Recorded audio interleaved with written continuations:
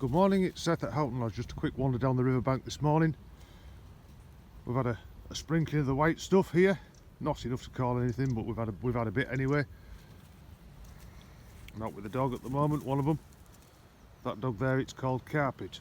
Now the reason it's called Carpet is that at the end of last year I got a bit of a windfall, and I gave the money to the wife and said, there you go, it'll buy you a new carpet.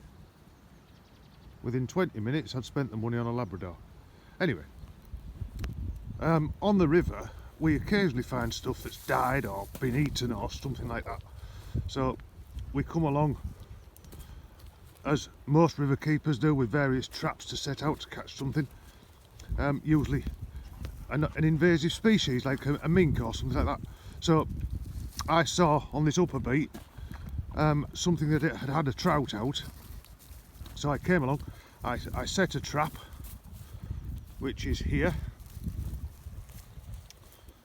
with a pike head in it, which was caught by Mr. Welling back in the back end of last year. So I set the trap, and then we wait and see what goes on. Traps are great because they work while you're asleep. I can live with the native species, but it's these invasive mink that I can't deal with. So we set the trap, and then we see what happens. So this morning when we come down in the dark, we find this little monkey in the trap. It's an American mink. Fairly aggressive little creatures. So anyway, we dealt with the mink with a 20 bore sized hole, to be fair.